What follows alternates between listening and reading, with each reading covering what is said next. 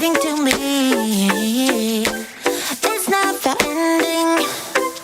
You can give anything, so you can go, go, go. Go, go, go, go, go, yeah. So I can focus, I just need to focus on myself. Oh, you better go, go, go. Go, go, go, go, go, yeah. So I can focus, I just need to focus on myself. Yeah, so you can go, go, go. Go, go, go, go, go. So I can focus, I just need to focus on myself. Yeah, yeah, yeah. You better go, go, go. Go, go, go, go, go.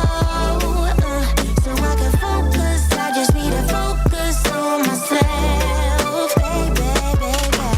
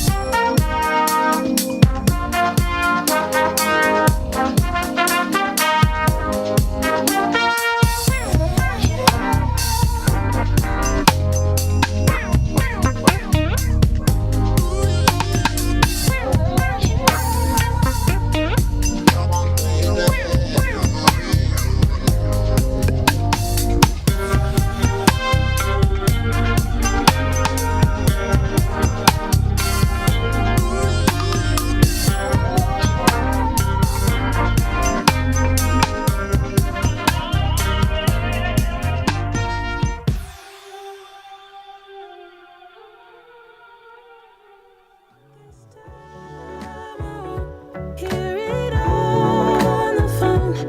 If you got something to say to me, then say it to my face. What it's all about, why you're bailing out. Think you owe me an apology. Just say it to my face. You're sorry. You're so sorry. You're so sorry. You're so sorry.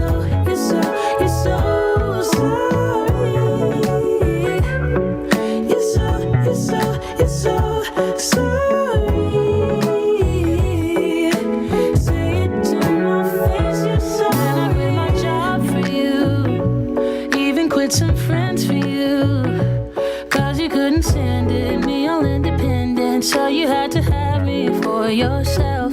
That was when I trusted you, when I could add up 2 and 2, when you promised we'd be together, you, me, forever.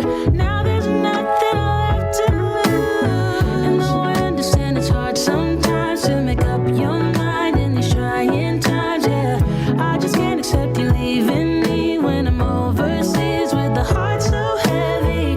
Think that I deserve the truth for once, not a guilty tone, 'cause you're not alone, yeah. You said you wanna come home, but I know you don't. So this time I won't hear it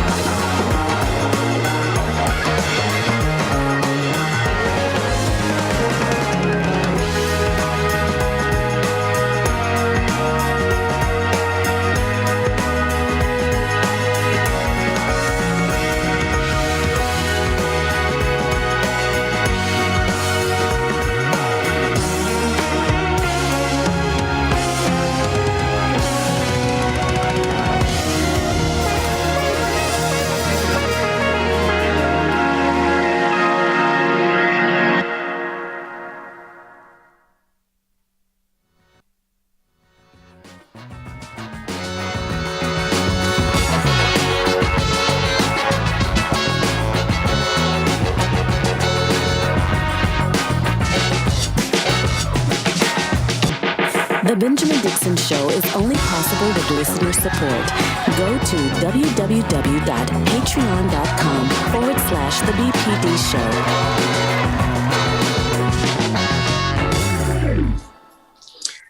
Today is Tuesday, March 8th, 2022. Thank you so much for joining us at the Benjamin Dixon Morning Show. As always, I am joined by Dr. Carl Mack as we discuss all of the issues of the day, including Black history.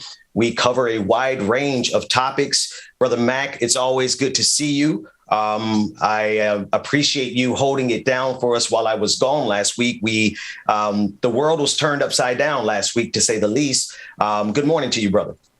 Good morning, my brother. The world's always turned upside down, and I'm so glad that you're here to try to straighten this thing out for us.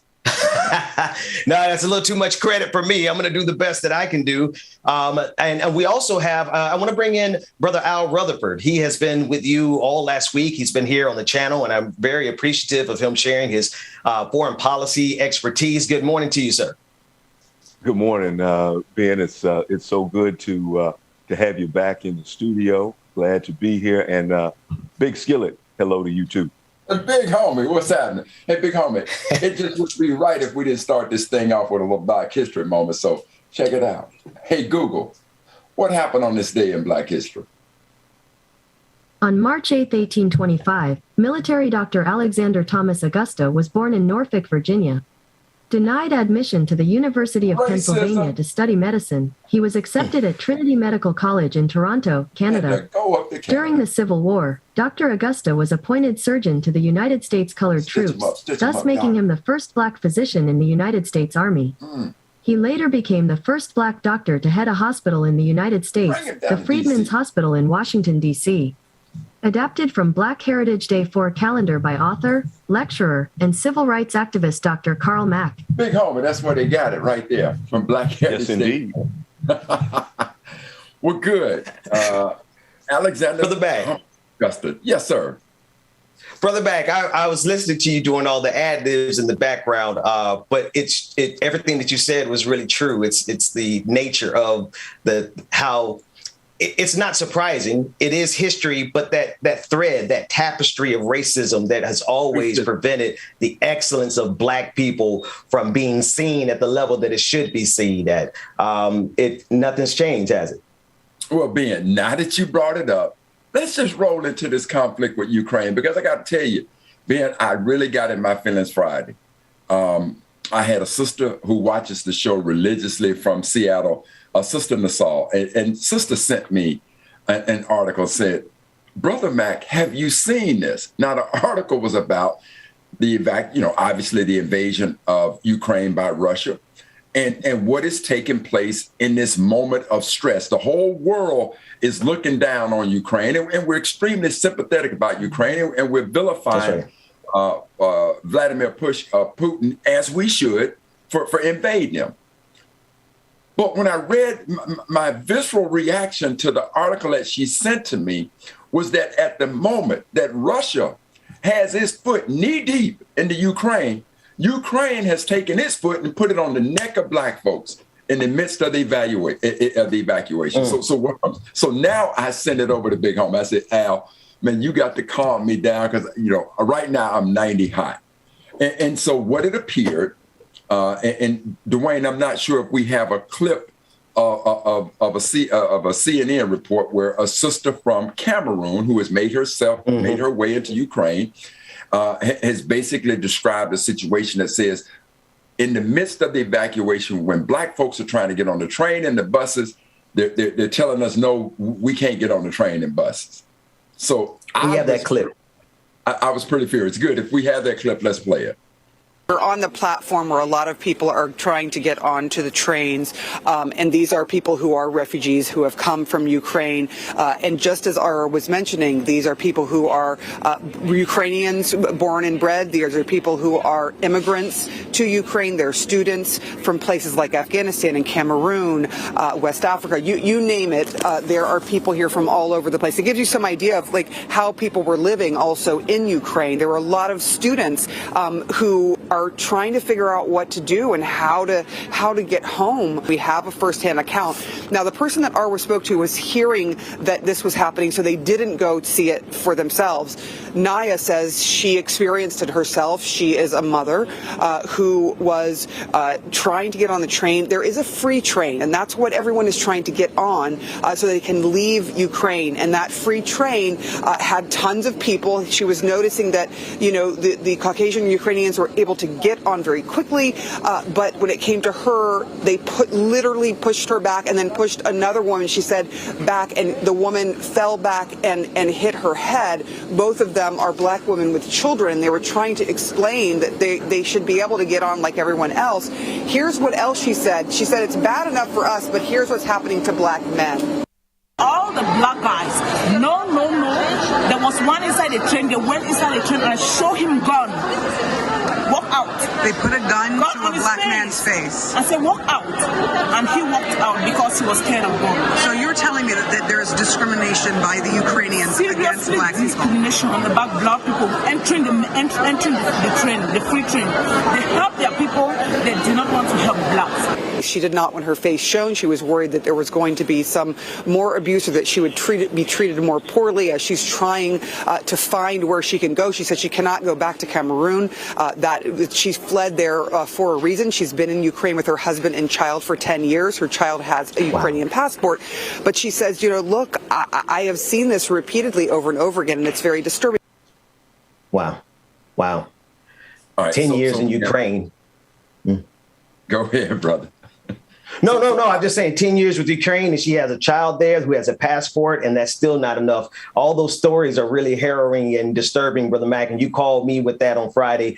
And honestly, with everything that we've been throwing behind our support with Ukraine, I'm not going to lie. To see the treatment of black people there not only deflated me, but also ticked me off, to be quite honest with you. So I'll yield to you. Well, listen. There's no doubt that Brother Ben, I watched the wind come out of your sails because I know how much your spirit and heart was vested in it. And quite frankly, I think all of us were. When I called Big Homie, man, we went from wanting to discuss this thing and understand it to, just saying, look now, hands off, man. If this is the way they're going to treat black folks, hands off. Now, as I got deeper into it, and so Dr. Patton, my spiritual advisor, called me up, Carl, you just can't turn your back on these people in Ukraine. I said, Doc, they're turning their back on us like that. So what do you want me to do? I said, Doc, there's a reason why they say blood is thicker than water. If your best friend gets in fight with a member of your family, well, whose side you think you're taking, right? So I get this. But now, because Doc had this concern, and Ben, I will tell you what else, Terrell Starr. Now Terrell is on the forefront. He's been in Ukraine for what? Since 2011 at least? He's a Fulbright scholar. So Doc calls me up, and Terrell is on MSNBC, and he's transporting this white family because this woman has cancer from one hospital to another. And in the midst of understanding about this racism, I'm looking at Terrell and saying to myself, this brother's a Fulbright scholar. He obviously understands what's going on. And I subsequently read an article about Terrell, a presentation he was given in 2011, talking about racism in Ukraine regarding black women. So I kept looking and I kept digging, and then Big Homie and I, we both kept reading a little bit more. And so Big Homie, before I get into what I found as a result of what I read, if you could just give us your perspective on this situation and based on what you've read. Big Skillet, I'm pleased to do that. And I just come from the perspective of looking at things from right and wrong. And, I just call them like I see them, the balls and the strikes. And I think what is particularly troubling in this situation is that there are multiple reports coming from the ground that talk about the way in which people of color are being treated in the evacuation. It has been reported by, or it was reported of young black men having difficulty, but not just young black men. There are reports of Indians having difficulty trying to get out, how they are being treated as well. So it is not just limited to the Africans, but it is, a broader situation. And I think we, have to look at this, as I said, in a broader context and look at the reporting that is taking place on Ukraine and some of the statements that have been made, because it seems like the priority was to get out, Ukrainians with money first. And, they were the ones who were able to flee, the fastest. And then it seems that you had, a hierarchy, so to speak, that's right. Middle Easterners, then Africans down the line. And I'm particularly troubled by a comment made by a Ukrainian official to the BBC News, where he says, it's very emotional for me because I see European people with blonde hair, blue eyes being killed, children being killed every day with Putin's missiles. Now, what we have to keep in mind is these very same missiles fell in Chechnya and Syria, but there was not the outrage that we see in the Ukrainian situation. And I believe that is because of the systemic and systematic dehumanization of Black and brown people. And this has affected the media coverage as well. When you have people saying, well, I can't believe this is taking place in Europe, or this is not Iraq or Afghanistan. That's right. This is a civilized country. This is not the third world. So it is that constant drumbeat of dehumanization of people of color.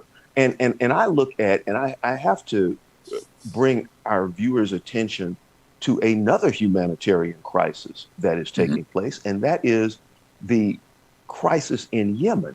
There are 4 million displaced people that look like us, but we aren't getting that coverage. We're not hearing about that issue as nearly as much as we are hearing about what is going on in Ukraine. Well, Brother Rutherford, if I could interject, the reason we don't hear about the war in Yemen is because of Saudi Arabia's role in it and the fact that we are trying to stay in good with Saudi Arabia. So, of course, America is going to turn a blind eye to the atrocities that we have our fingerprints on. And Ben, just so you know why we try to stay in the good graces of Saudi Arabia, please that oil.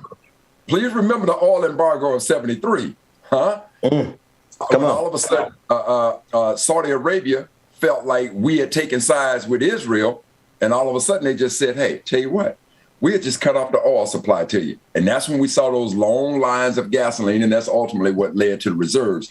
But getting back to this issue of racism, and Big Homie, you're absolutely correct. So now let me give the other side, because I was absolutely appalled at this situation. So as I read, and I must have read 5 or 6 articles, but one of the things that appeared to be universal in those articles is that the Black folk who went, especially a lot of the students, and a majority of these people appeared, of our ancestors, our brothers and sisters, appeared to be students. Now, the reason they went there is they said, but look, first of all, you get an extremely good education in Ukraine, and it's incredibly affordable.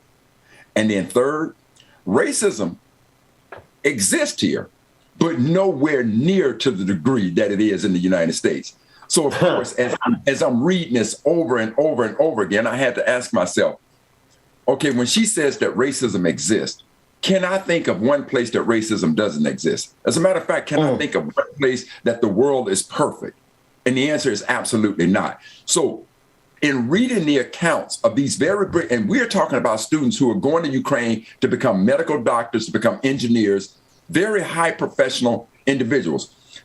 But they speak about Ukraine like, hey, man, this is a kind of cool in the gang kind of place. No overt racism to the degree that we have seen it in the United States. So then I got to thinking a little bit more with Terrell, understanding the nature of and the beauty of that brother. So now I looked at what they reported. And if I'm not mistaken, Big Homie, what they said in the evacuation is that they were evacuating women and children first. So as I looked at the videotape, that's the majority of what I saw. I didn't see white men trying to get on the train. I didn't see that. I saw women and children first. Then I started looking at, well, how many blacks are in Ukraine? Dr. Patton and I were searching, how many blacks? And maybe 10,000, right? So when I'm looking at the video, what they said, women and children first, that's what I'm seeing. So now I can say, well, now I can understand why black men are not being allowed on the train, because I'm not seeing white men get on the train either. And if by chance, as the sister described it, they pointed a gun at him, I got to believe that, look, man, if I'm in Ukraine, I'm trying to get out the nation because Russia's bearing down on me. I got my seat, I ain't moving. And probably the only way you're going to get me out of the seat is to put a gun to me. So maybe, that's about right. Maybe that's the situation. But I will say this. Big Homie and I, we had no explanation for the way that the sisters was treated. So we said to the Ukrainian officials, y'all need to square that up. You know, obviously you got a place that appears to be somewhat welcoming to us, but you need to clear that up. Now let's move to the border. And Big Homie, I want you to talk about what's going on at the border. Well, the challenge that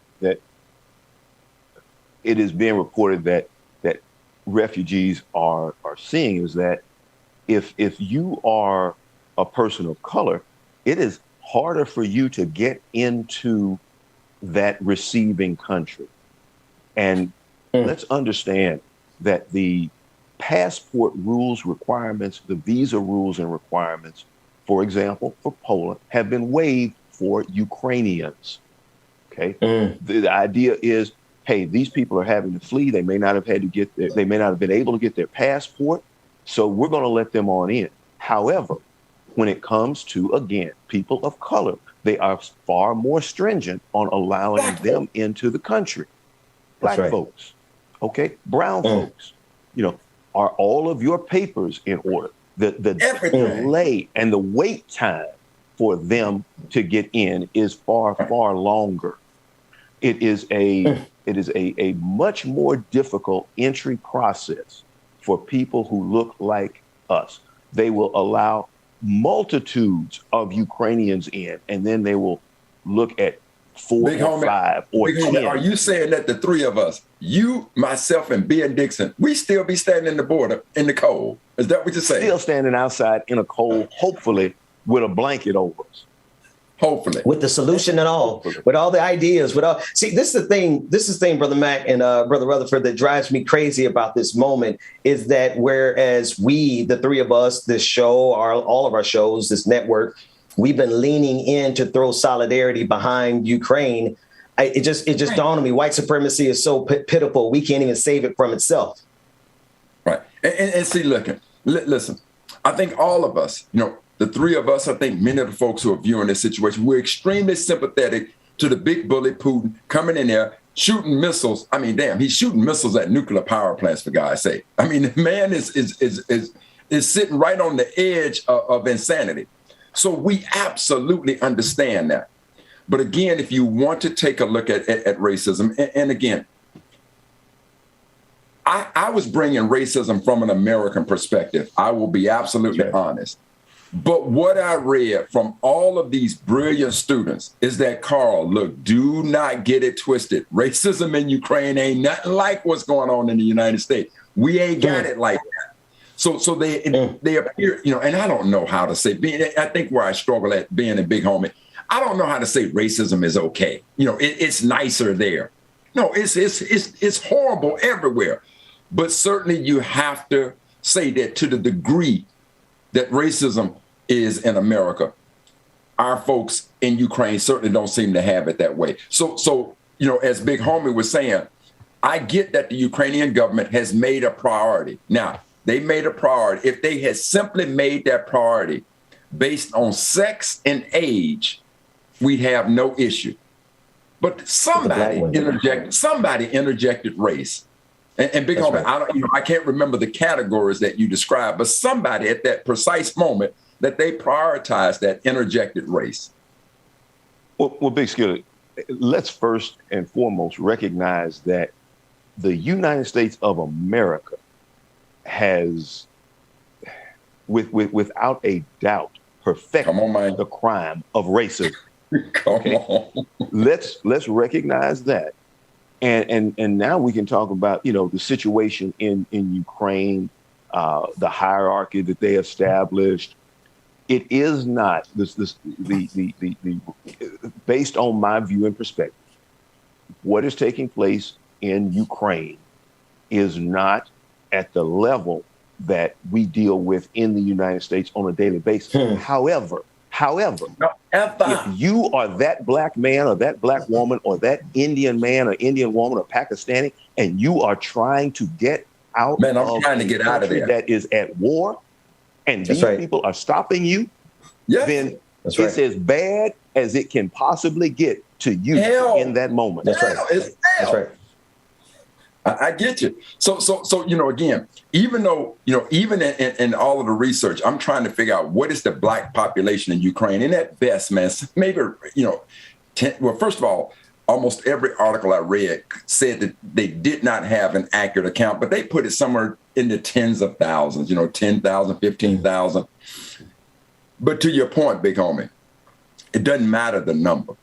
If that one person who was being detained was my mama or my daddy or one of y'all, my brothers, or anybody I don't know, it doesn't matter if I know him or not, because it could be me.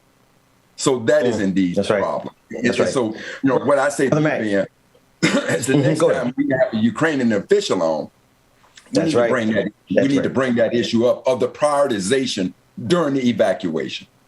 That's right. Absolutely right. Absolutely right. And I do want to, with the minutes that we have left, I want to get both of you to chime in on the fact that the United States is now talking to Venezuela, considering softening relations with Venezuela to make up for the shock to the oil supply that is now coming as a result of all the sanctions on Russia for the invasion of Ukraine. Now, we do know the United States has not had pleasant relationships with Venezuela over the years, but, wartime makes for strange bedfellows. The United States has lambasted Venezuela, sanctioned Venezuela, attempted coups at times. But now it looks like we need Venezuela for their oil. I just want to get you to chime in on it, starting with you, Brother Rutherford, and then you, Dr. Matt. Brother Ben, what is surprising to me is not that the U.S. is having a conversation with Venezuela, because I've always had a saying, and that is, you cannot have a rational discussion with your drug dealer. And let's understand that America's drug of choice is oil. Okay.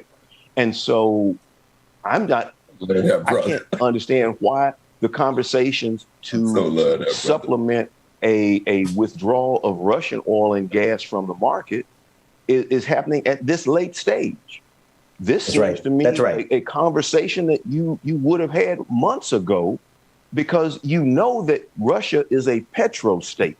The vast majority of their income comes from oil. And in order to hit a man hard, you go after his wallet if you aren't going to hit him upside the head with a 2x4.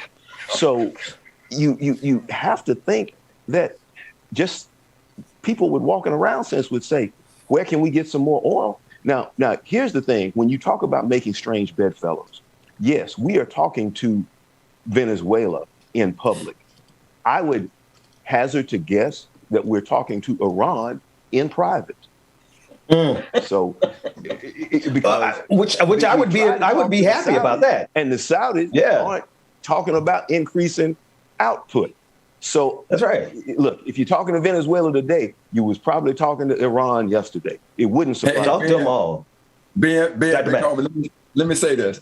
I'm laughing because this brother is so well versed that I like the way he breaks it down. That big homie, I want to yield whatever time I got to you continuing on. I rest. Go ahead, Brother Rutherford. He wants to give you his time. Go for it. Well, Ben laid it out. He said politics and war make for strange bedfellows. And the guy that was your enemy yesterday could very well be your friend tomorrow. But I think that, at the end of the day, you are trying to come up with alternative resources so that the Europeans can get on board with the cutting off of oil and gas from Russia. Because when you look at it, we're getting about 1% of our overall supply from Russia. But the Europeans, especially Germany, gets the vast majority of their oil and gas, from Russia. So if you're going to get them on board and keep them on board, alternative supplies have to be brought in. And this is something that you got to do in the immediate. This is not a, that's right, long-term, 2, 3, 4 years down the line with different sources. You need that oil and gas right now. And because what we're seeing from a pricing standpoint, I've seen gas prices in some places as high as $5.50, almost $6 a gallon in the U.S. And if you have a restriction of supply, then that just means cost continues to go up. And that at some point has to affect the economy. It has to, lend towards a recessionary trajectory in both Europe and in the United States. So, big homie, conversations about bringing that oil in have to take place. But let me jump in on this because I don't want our viewers to think that all of a sudden America ain't got no oil around here. First of all, because of that embargo that took place in 73, 74, and OPEC, the Saudi nations just decided, let me just strangle you down. As a result of that, America decided I'll never get caught in that situation again. So America started putting together oil reserves. So America has almost 528, let's call it 550 to 600 billion barrels of oil in reserve. Let's call it a rainy day fund. That's number one. Number two. You're talking about the Strategic Petroleum Reserve. That's exactly what I'm talking about, big homie. Now, the other thing I want people to understand is that little place down there where you living at homes, because you in Dallas, but if you go down there to West Texas, there's a tract of land called the Permian Basin. Now, I want you to know that the Permian Basin extends from West Texas all the way across to New Mexico. And the size of that, I want to say it's like 250 miles wide, 300 miles long. And this thing is supposed to be the largest oil reservoir in America. And I think it's second only to Western Saudi Arabia. So see, all I'm saying to you now is capitalism is at play. It ain't like all of a sudden there's some oil shortage and we got to jack these prices up. No, that's it. These greedy son of a guns, knowing damn well we not in no situation that oil prices ought to be going up like that. But because some little conflict takes place, they decide to jack the oil up. Please believe, family, we are not in a situation. Let me say it. Trust and believe. We are not in a situation that oil ought to be, gas prices ought to be somewhere around $5.50. That's that capitalistic greed. Now, speaking of capitalistic greed, I want you to remember what Shell Oil was doing in the midst of Russia invading Ukraine in this very inhumane manner. Shell Oil took the opportunity to notice that Russian oil was extremely cheap and decided we're going to go in there and buy it. And then tried to tell people, well, but we going to use some of the profits for the folks in Ukraine. Now, family, let me say this. For Mac. Yeah. Oh, finish that thought. I'm going to hold it there, but finish that thought. They could make $1 billion and give $1 of the profits to Ukraine and say, well, we did share some of the profits with them. I'm just telling you, but there's been enough pressure put on them that now they backing off of buying the oil from Russia. Yes. Listen, we got to unpack that more because it's at the end of the day, it seems like it's price gouging. Rebecca Zor is going to talk about that. And like it or not, we have Senator Chevron Jones coming from the state of Florida at 9 a.m. And in the next break, we're going to come back with Georgia Ford on the clock. We've got a lot of miles to cover. The Benjamin Dixon Morning Show is just getting started into the hands of DJ Exclusive. Pleasure seeing you, big homie. Good seeing Thank you, Brother Rutherford.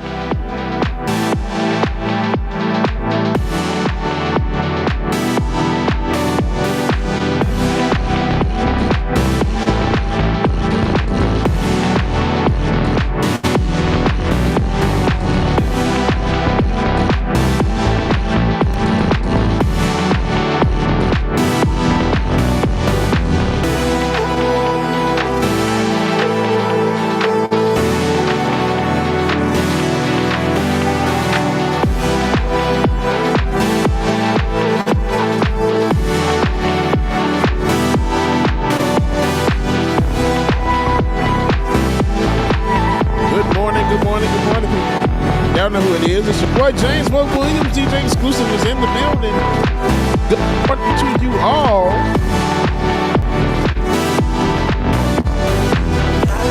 Y'all make sure y'all stay tuned. We got more coming up next on the Benjamin Dixon Morning Show. Good morning, everybody.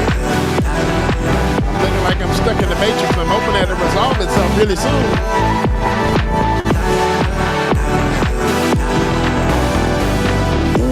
You swing by my way. Left the X-Men, she was singing my way. No more fast ones, gotta leave the highway. No more fast ones, gotta leave the highway. Good morning, everybody. Good morning, Laura. Esther, good morning.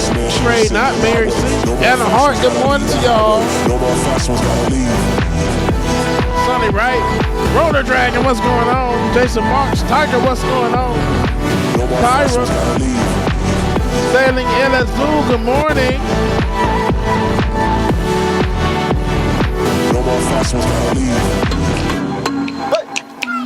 Shout out, Brother Lateef. What's going on, Brother Lateef? Juanita, good morning. Latino Promises Manifested. Miss Nuru, good morning. G-Man, Air Hustler.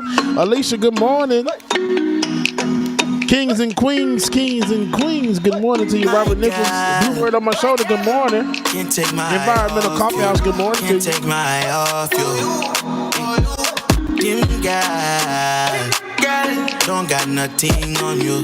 Don't got nothing on you. Good morning, Mama and Daddy. Love y'all, mean it. Ready for something. Hollywood, good morning. Snack Panther, what's going on? True love crime, I hope you know that it may hurt for a while. Let's slow down. B-Day, good morning. Peter Griffin, what's up? I can see the Craig and T for real.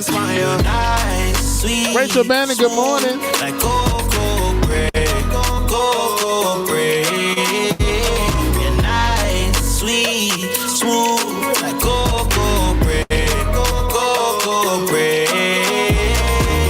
You're nice, like cocoa, you're nice, like cocoa bread, like cocoa bread. Brother Bryce, what's going on? Christopher Shaw, Chris Lionheart, good morning. Like cocoa bread. Amber Layla, good morning to you. Ooh, driving dick, watch a movie. Right by your side on duty. Not too much, not too sweet. Ooh, passion from your shoes. Y'all make sure y'all stay tuned, man. We got more coming next. Coming up next on the Benjamin Dixon Morning Show. Phoebe, on the clock is starting. Y'all make sure y'all stay tuned. Get through the storm together. Girl, make some room. I know you still, you're nice, sweet, smooth, like cocoa bread, cocoa bread. You're nice, sweet, smooth, like cocoa bread, cocoa bread. You're nice, like cocoa, you're nice, like cocoa bread, like cocoa bread.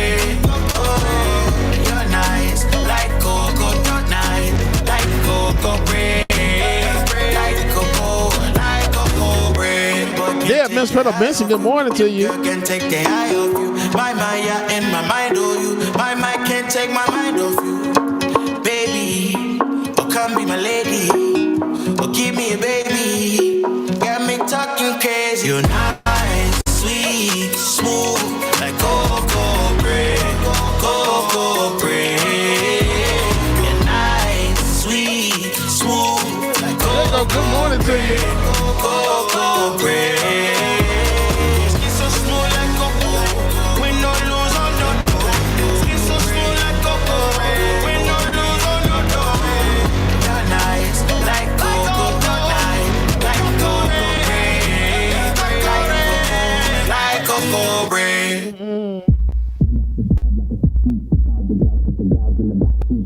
Run up the tab like a track meet. Take out the gals, put the gals in the back seat. Run up the tab like a track meet. Take out the gals, put the gals in the back seat. Run up the tab like a track meet. Take out the gals, put the gals in the back seat. Back seat. Back seat. Back seat. Run up the tab like a track meet. Take out the gals, put the gals in the back seat. Yeah, oh my, I ain't never seen someone look so fly. Pretty skin tone, it caught my eye. You a heavenly being, when did I die? Pardon me, I'm just your type, no. Start with me, I'm not about hype. You could garden me and I just might grow to be everything you like, that's awesomeness. Can I witness your flawlessness? Need a little of your bossiness. They say time is money and your time it get costly. Miss you the hood girl with the brains like a scholar. Good girl, what you looking for? Lenny, good morning to you. Blue strips on your dollars, but take Six Dragon Daddy, what's going on? Yes, Patron Party Friday. Make sure that y'all have y'all face in the place, man. You don't want to miss it. Run up the tab like a track meet. Take out the gals, put the gals in the backseat.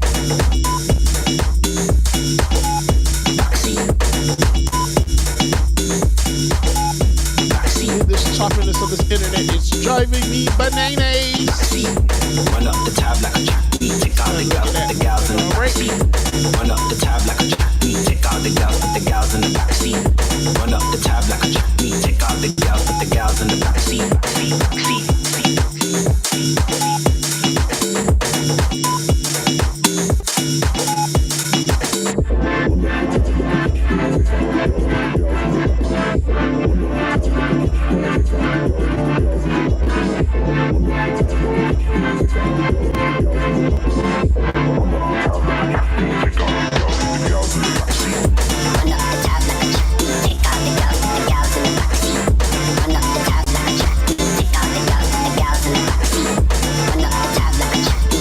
Y'all make sure y'all stay tuned, man. We got more coming up next in the Benjamin Dixon Morning Show. On the clock is starting up momentarily, so y'all stay tuned.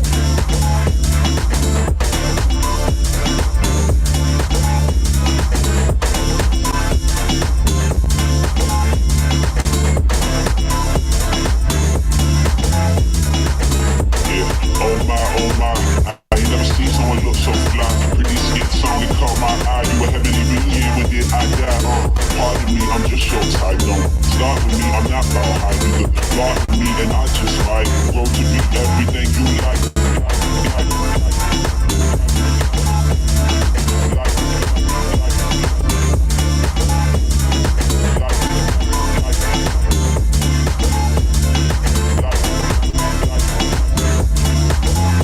Snack Panther, I do. It's you. Good morning, brother Snack Panther. Snack Panther, that's my dog.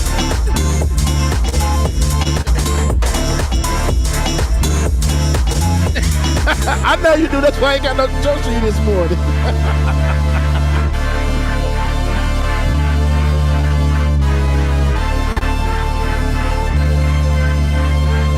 Okay, y'all calling for it. Y'all ask what I'm gonna give y'all what y'all want. I bought 75% of shares in the vampire hunting business last week. I'm the main stakeholder.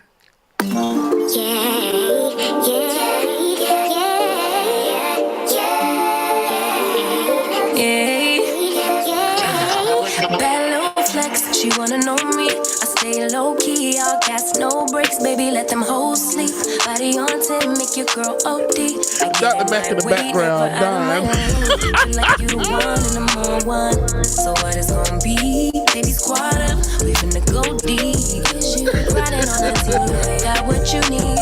Baby, won't you keep me company? Give me something to do when I get lonely. Put down a good boy. When we get home, if you let me put it down.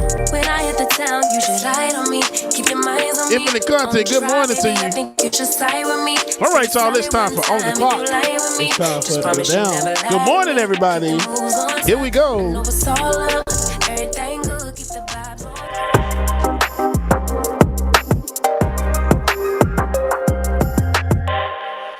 I started in radio. I found myself transitioning into news, and I personally feel like systematic racism played a role in me not being hired because of the type of stories I want to tell, because they're not palatable for mainstream audiences, because I pushed the envelope. I had to pivot because I refused to give up on my passion of telling stories. And so that's how I ended up in the lane of being independent and telling stories. Good morning. Good morning. Yes, what a great reintroduction and extension to our typical introduction that we have there. I'm independent journalist Georgia Fort, and right now I'm following the teacher strike that's happening in the city of Minneapolis. Right now, students pre-K through 12th grade do not have class because their teachers are on strike. We were anticipating actually that the neighboring city of St. Paul, which St. Paul, Minneapolis makes up the Twin Cities, as many people know it. But St. Paul actually reached a deal late last night with their teachers. But we can't say the same thing for Minneapolis. And so today begins. We have no idea how many days this is going to last. Hopefully, students will not be out of the classroom for too many days. But also, in the same breath, hopefully teachers get what they're asking for. What we've heard from educators is that they're looking for higher wages. They're looking for reduced class sizes, all very reasonable requests. Now, I want you guys to take a listen from a last ditch effort on Sunday when they were doing bargaining agreements, trying to come to some resolution. Take a listen.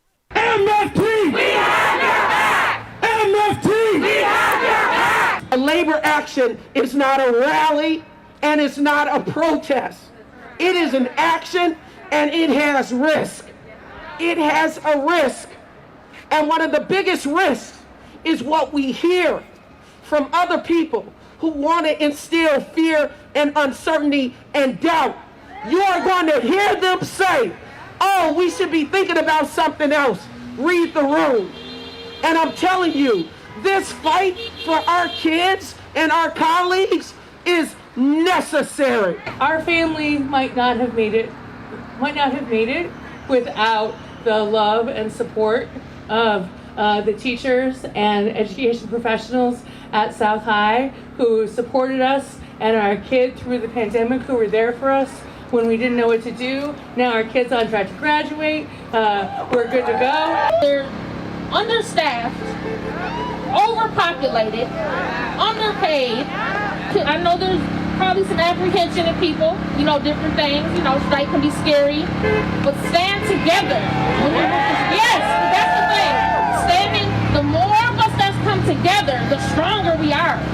And standing strong on faith. And know that our people are with us. Our communities are with us. Our kids are with us. Don't let them turn you around. Please don't let them turn you around. Hold the line. MFT! 59! On the line! MFT! 59! On the line! And MFT there stands for Minneapolis Federation of Teachers. Guys, in my opinion here, just give the educators what they're asking for. These are the professionals, the individuals who during the pandemic not only had to stay home and help their children, but also checked in every day online to try to do what they could to keep our children on track. To me, it doesn't make sense, but it's very telling of the state of the city of Minneapolis. Once again, the neighboring city of St. Paul came to some agreement here, but the city of Minneapolis still not giving teachers what they're asking for. Georgia, I think what's happening in Minnesota is typical to what's happening in the United States. You compare how much money we spend on our military versus what we spend on education. And I think one could clearly understand that. And at the same breath, you got national officials, you got officials in Minneapolis who will tell you to their blue in the face that our most valued commodity is our children, how precious they are. Yet, you walk inside of a classroom and any teacher, you've been in that classroom, I know what it is to be in a classroom. You cannot adequately teach an overcrowded classroom.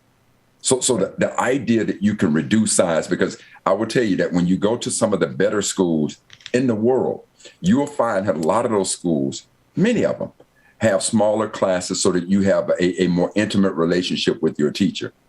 And then again, if you're talking about the fact that our children are our most precious commodity, Sister Ford, well, first of all, let me say good morning to you. And second, I love the introduction. I love seeing your progression and maturation to where you are. And I'm so glad that you're independent. So I absolutely love that. But going back to it, if the educational system is, and our children are as valuable as they are, Sister Ford, you could not have said it any more plainer. Give the teachers what they want. As far as I'm concerned, teachers should be some of the most, they should be one of the highest paid professions in this country because of what's at stake. What is at stake? It ain't your present. It ain't your past. What those teachers are dealing with is our future. So pay them and pay them well. That's right. That's right.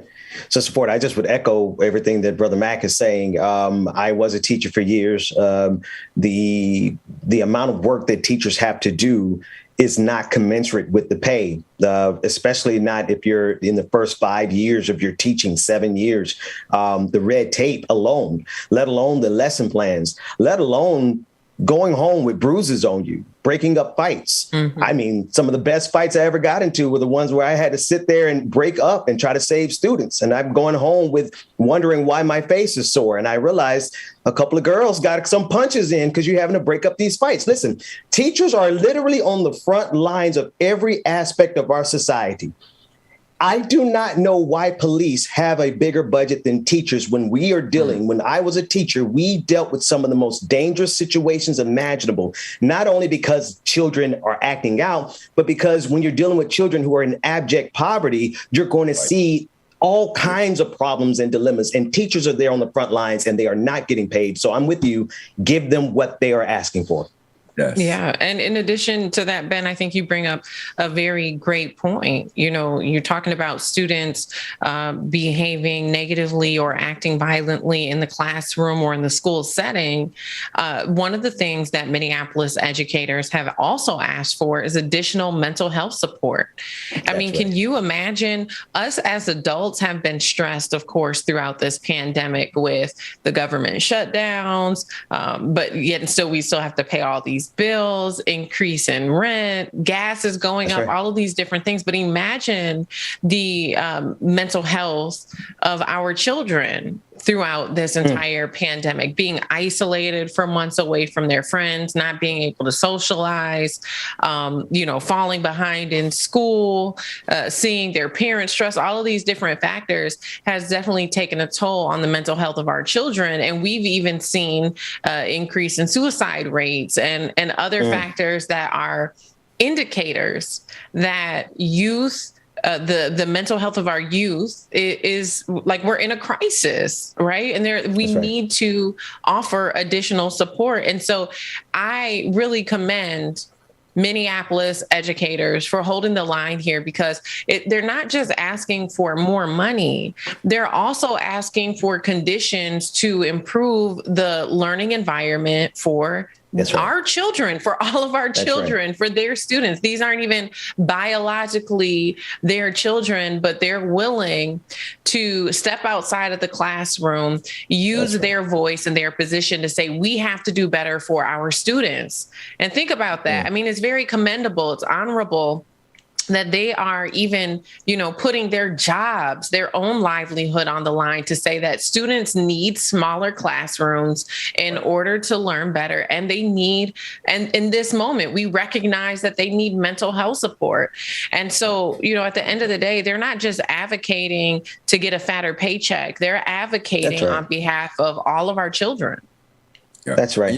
Georgia, you said that in the two cities, one city was able to deal with this union, its crisis, and the other city is still ongoing, correct? The only thing I would say to that is that I wish that the city in which a deal was struck, that they had simply said to them, yeah, our terms look good, but until you get my fellow brothers and sisters over in the other city, until they get right. See, and that would have forced city governments to now deal with one another to say, look, give them what they need. I just wish that they had to just held sway and say, no, we ain't going back into the classroom until our brothers and sisters in the next city get theirs. So that would be the only take on that. And And Georgia, only other thing I was thinking about is St. Paul's so busy trying to get them no-knock warrants, they can't take care of their teachers. That's what I was thinking about. Yeah. That's a whole nother issue. That we'll talk about on another day. Yeah, I didn't mean to open up that can of worms, but I just when you said St. Paul got it taken care of and Minneapolis didn't, that just jumped out screaming. I know it's two totally different functions, but still the spirit is the same. Oh, yeah. Yeah, absolutely. Well, the other thing I want to talk about this morning, as we continue to push the envelope about what independent media is capable of, right? I have been a guest, thanks to Ben, on the Roland Martin Show. Ben, you were kind enough to do an introduction, and I've been a guest panelist. I've popped in and done reporting on some of these high-profile cases from time to time. You've been a guest on his show several times. I think Dr. Mack. That's where I met Brother Mack. Yeah, that's where I met Dr. Mack. Yeah. And so we love and support Roland Martin, and I was very disheartened when I saw the way that he was treated by Dan Abrams on News Nation, because as journalists, even if we are independent, we are still upholding the values of being accurate, of being balanced, right? That's right. When I saw the clip, because Roland posted it, and and Roland, sometimes he can call people out and stuff. And so I didn't watch the whole clip. I didn't fully understand it. But when I saw the National Association of Black Journalists issue a statement about the way he was treated, I realized I needed to go back and really pay attention to what happened. And I think our viewers need to understand also, as there's all of these new platforms popping up, all of these new news outlets popping up, that's right, promising to deliver on the truth in a way that mainstream media doesn't, right? Pay attention. And so what I want you guys to see is the way that News Nation, Dan Abrams specifically treated our brother Roland Martin when they invited him on as a guest panelist to talk about President Biden's statement about defunding the police. Take a listen. Look at this. So, Roland, what happened? I've seen that you have been tweeting out all cops should be fired. All cops should be prosecuted for murder. What's happening with you? Well, what's happening with me was happening with the folks who are out there committing heinous acts. And again, without getting anecdotal about case by case, because I agree, if cops engage in misconduct, they should be held accountable. What I'm concerned about is a guy with a reputation like yourself, longtime journalist. You've been in this business a long time. You've got a big name. You've got a big following. And you're out there saying all cops should be prosecuted. And I think that's dangerous. No. Hold up. You forgot something.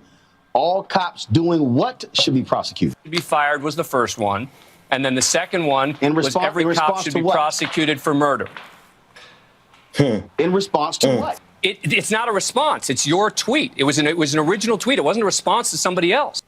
So the unfortunate thing was Roland Martin was in a studio where he didn't have a monitor. He couldn't even see what Dan was putting up on the screen. But what's even more unfortunate is that his tweets were totally taken out of context. Take a look at this next clip where Roland is able to actually go back and watch which tweets were put up on screen and juxtapose what Dan put up on screen with what was actually on his Twitter feed. Take a look. This right here is the tweet that Dan posted. Every cop should be fired. This right here is the actual tweet. Every cop should be fired. What was it in reference to? This New York Times story.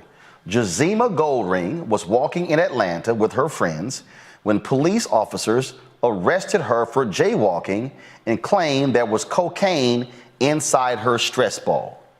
They were wrong, a federal judge said. Now, after 5 months in jail, she's due $1.5 million. Dan said, I need to be specific. This is specific. This is called a quote tweet. Anybody who understands Twitter knows when you do a quote tweet, you are responding to the tweet.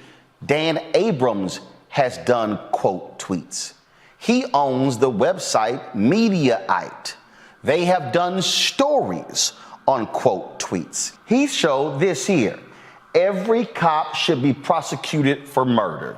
That's what Dan ran on his show. What didn't Dan run on his show? This is the actual tweet. Every cop should be prosecuted for murder. What was I speaking about? This Al Jazeera Plus story where Minneapolis police released video of the police killing of Amir Locke during a no-knock raid. He was 22. Police shot Locke, who was black, 3 times as he lay on a couch under a blanket, saying he had a gun. Locke was not the target of the warrant and was a licensed gun owner, says family. That's what I was referring to.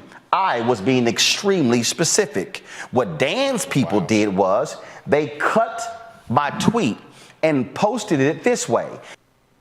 You know, and that type of sensationalism is what has got us to where we are today as a society, and with the current threat that we have against democracy. You know, that type of journalism discredits Black journalists like Roland Martin. And there's absolutely no reason why Roland should have to pull up a monitor and do an elementary side-by-side comparison of his tweets. But what else is he left with when here you have this white man on a platform trying to discredit yet another independent journalist? But Georgia, I will say this. The one thing that all of us know about Roland will always come with the receipts. Not sometimes. Roland always has his receipts. That's first and foremost. Second of all, I want to say to NABJ, I am so proud of you for writing a letter and standing in solidarity with Brother Martin. That's number 2. As a matter of fact, I think you ought to write another letter and another letter. And I think that all Black folk need to steer clear of Dan Abrams until he comes out and apologizes, because, Georgia, what you said is absolutely the truth. He was incredibly disingenuous. He knows how the Twitter world works. And instead, he wanted to do what America has always taught these little white boys to do. When you want to ride, if you just need a stepping stone, put your foot on the neck of a Black person and let that be the way that you just inch up just a little bit. America has taught you, Dan Abrams. It's taught you well, but trust and believe this, fam. We're not letting that brother roll. You want to come to Roland, come through all of us. But we see your little tricky ways, and you know damn well you was disingenuous. Little tricky dicky. Yeah. And it was such a whack attempt. Like, it was a whack attempt at a gotcha moment because, one, like you said, Roland ain't the one. Roland be waiting for these opportunities. So Dan Abrams was like, Roland was like, please don't throw me in the briar patch. But so Dan Abrams walked into it for himself. But that just speaks to the level of incompetence that is allowed in journalism when you are a white man. Because let's be real, if one of us had made that mistake, because that's a journalistic mistake, and that shows a lack of journalism and journalistic integrity. I don't care if it was on purpose or not. Either one, it's either malpractice or it's malevolence. None of us can get away with that at any level, at any part. But this man has a whole organization behind him, and I did not know he owns Mediaite. I don't think we'll be using their content anymore. And especially when Roland was saying, look, what was that tweet in relation to? And he would never, ever answer it. So you know he's being disingenuous. They absolutely know it. So mistake or not, take the mistake part out of it, man. It was as calculated as it could be. It was as calculated as it could be. And again, if there's one guy that you don't want to go to, and if you go to him, you better absolutely have every I dotted, every T crossed, because he always has his receipts. That's right. That's right. Yeah. Yeah. And, you know, to that point, Dr. Mack, when you think about Roland directly asking, what was that in response to? And Dan just said, oh, it wasn't in response to anything. It was just a tweet. So you lied. You just flat out lied. And then the other thing is, think about the way that that made him look. You know, think about the way, like if I'm a white person and I don't know who Roland Martin is, I haven't followed him, and I'm watching this show and I'm meeting him for the first time. And you're a person who's now being accused of just these blanket tweets saying every cop should be prosecuted for murder. Right. Every cop should be fired. You sound like an activist. You sound like, you know, you are the president of a BLM chapter. And I'm not saying that there's anything wrong with that, because people who have just put those blanketed tweets out there have been responsible for making progress in some regards. But that's not Roland. And anybody who knows Roland knows that he's not just out here making those blanketed statements. He's not an activist. He's a journalist. He's a business executive. He owns his own network. And so to accuse him of using his platforms in that way, it would be journalistically irresponsible of him. And so the fact that Dan would lie to his audience, introduce Roland in this way. That's right. You know, it's just insulting to Black journalists all across this country. And it is, I think, a microcosm of what we're seeing other journalists do, other white platforms do, to try to discredit Black voices who are using journalism as a vehicle to expose injustices. And Georgia, let me say this quickly. The thing that makes it so easy for these white boys to do this, the thing that makes it so incredibly easy, because the one thing that America has used as propaganda is the angry Black man. You can almost take Martin Luther King and turn him that way if folks didn't know. So if it's one area that America has perfected, it is going after that target known as the Black man, describing him in such a way. And that's what Dan Abrams and them white boys try to do. That's what you try to do. Why don't you come into the Lion's Den and deal with us? Deal with us on the Serengeti and let us chop this thing up, white boy. Dan, little Dan. Come on. Nah, we're joking, Georgia. Sorry. We got out of pocket. Georgia got us on. And come to us. Georgia, we appreciate you as always. Always. Absolutely. It's always a pleasure. We'll be back with more of the Benjamin Dixon Morning Show after this. Like it or not, it's going down, y'all. Mom and Dad were right when they told me this wouldn't be nothing. Y'all make sure y'all stay tuned, man. Shout out to Georgia Ford. Maybe get a Lil Dan over there as well, too. Dan got some splaining to do, Dan. Dan, you got some splaining to do. Y'all make sure y'all stay tuned, man. Shout out to Georgia Ford again on the clock, man. Make sure you stay tuned. Like it or not, it's coming up next with Rebecca Azor. She's in the building. At night without seeing my dreams. Delusionary reality, I'm somewhere in between. These voices in my head get loud and they keep telling me that I'm a fool for trusting in these wings. But maybe, baby, this what flying feels like. Seahorn, good morning to you. Maybe, baby, this what flying feels like. Shout out one ATL Country Boy. Brother Tyler's in the building as well, too. Real quick, we're going to get our new patron numbers. Real all. All right, new patron members, infinite content. Join the BPD Patreon. We appreciate Baby, all my exes just drinking themselves crazy tonight. Baby, new Twitch subscribers, we have the Chicken Fried Dragon, who gifted a 6-month subscription to Stitchy and Stilettos Gamers. Shout out to our sister who was on the show last week, man. Good time, good time. Superfly Trans Guy, I love that man. We subscribed and they've been subscribed for 12 months. Boy gifted us a community subscription. Old School Hype resubscribed and they have been subscribed for 6 months. Patreon.com/like-it-or-not, Patreon.com/the BPD Show. Patron party on Friday. You know what this is? It's gonna go down. I might have a little surprise for y'all. Y'all see. Especially when we was at the last patron party. You're gonna like this too. Anyway, man, y'all make sure y'all stay tuned. Like it or not, it starts next.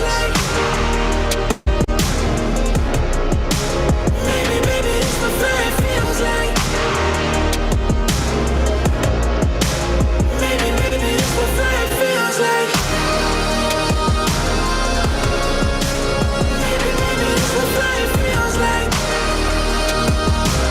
Michelle, good morning to you. This is Flying Feels Like by YWA. Flying Feels Like by YWA. Maybe, baby, it's what flying feels like. Maybe, baby, this what flying feels like. Maybe, baby, it's what flying feels like.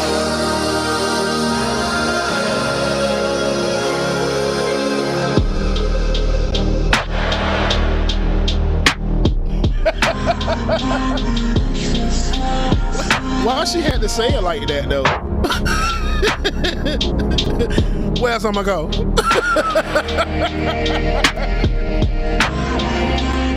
All right, y'all. What do you call a factory that makes okay products? What do you call a factory that makes okay products? A satisfactory. I'ma need safety. Tell her I can't snake me. Ray gun off safety. My girl so tasty. Tell her it's your world. She want the two-tone spaceship. Blow smoke screen daily, so the stress don't phase me. I'm going.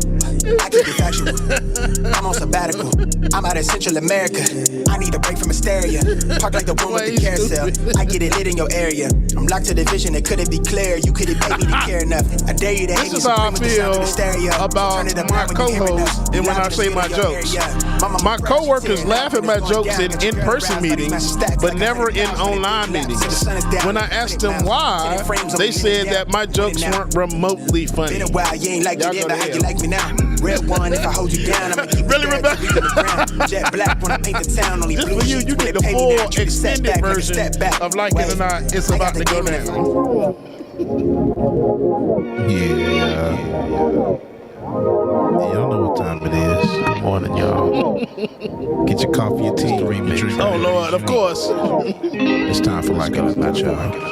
9 a.m. to 10:30, yeah. Like It or Not is on your channel, yeah. Politics and culture is sweet cheese. Oh, my internet is giving real FAMU energy this morning, and I hate it. Like It or Not with Queen. Shout out to Florida A&M University and they poor internet. It's going down. Like it or not, y'all stick around. Oh, Rebecca. Oh my gosh, it's so bad I can't even hear nobody in the background. You know she got a good story for you. Latino, yes they would. Melanie Dennis, good morning. Nat M, Nat A, good morning too. Roller Dragon, no worries, yes. I have been in the studio working on some stuff. There may or may not be a Like It or Not remix coming. DJ exclusive. Y'all know who I am. I stay dropping them jams. Like it or not, it's going down. Like it or not, y'all stick around. Oh, like it or not, it's starting now. Let me stop. I'm gonna behave. Like it Lily Butler, good morning. It's time, y'all. It's about to go down. Let's go. Like It or Not with Benjamin Dixon starts now.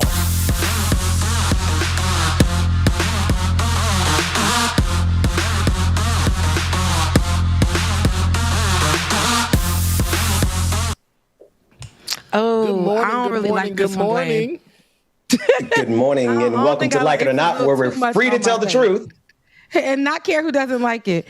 It's a little too close to my face. Could you just back it up a little bit? Or do I have to back up or move the camera back? See, I've been leaning back a little. Okay. Just a lean back or else they get all face. There we go. Look at Rebecca. She's trying to get all this hair in the frame. I need all of it. But it was giving Jimmy Neutron. Because you already got, I got a noggin. So, yeah. Inspector Gadget head. Hey, sis. What's going on? How are you doing? How are you guys this morning? I'm good.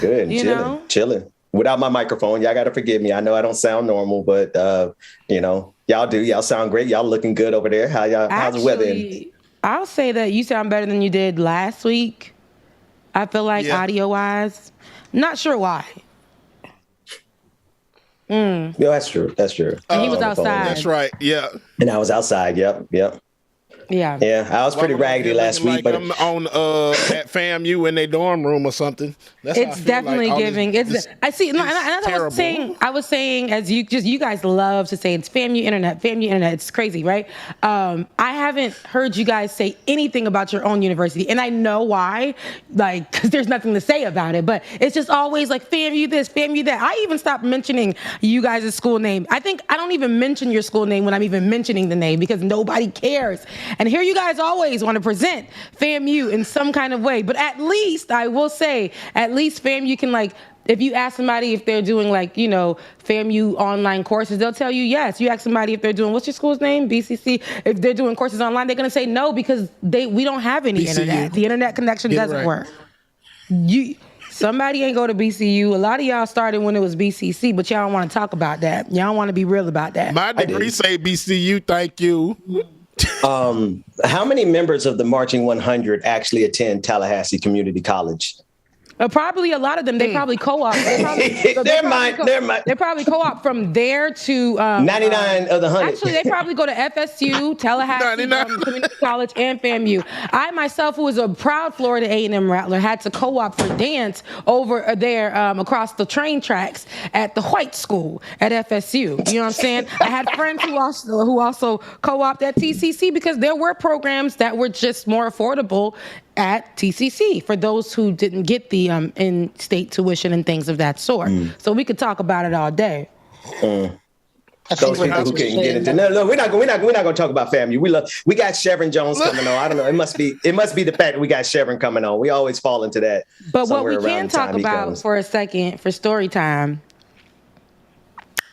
is no, I'm not even going to tell you guys about my date. But, I'm going to talk about how just 2 seconds because I don't think that's on the agenda. I haven't even looked at it. Sorry, David, but you know, I feel like my mental health has been going in a great direction these days because I've been in the house. Imagine working inside of an office in this time, in these last 2 years, and being just around people who could possibly be sick, anxiety, just you know, just stress, and then on downtimes at the job.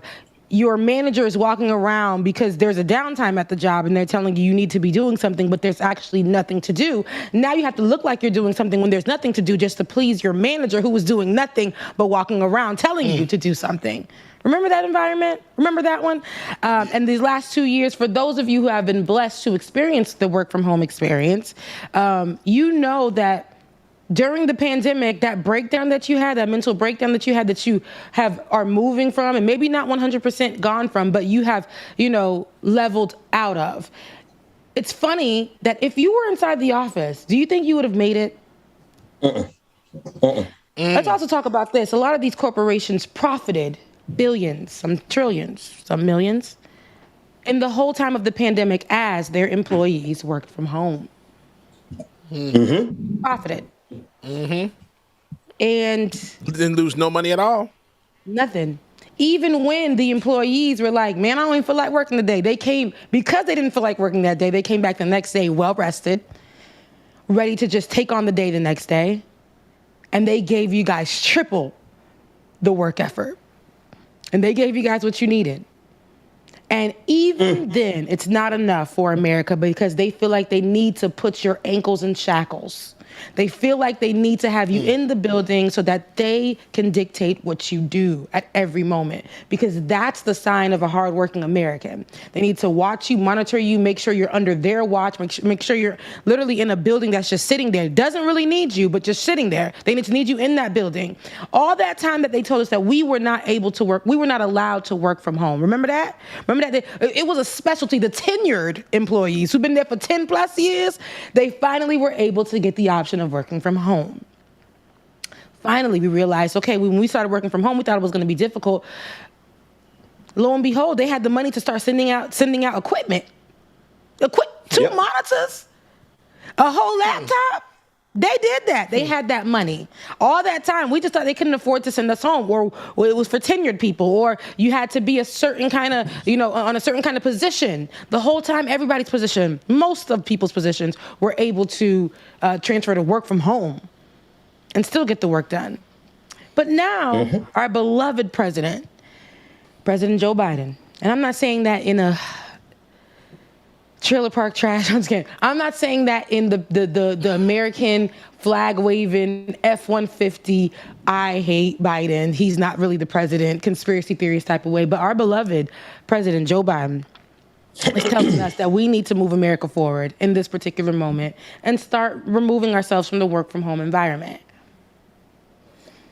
That's like giving. That's like telling black folks they got time off. We gonna use that to the best of our ability. That's like telling us you gave us another week of sick pay. We're gonna use that to the best of our ability.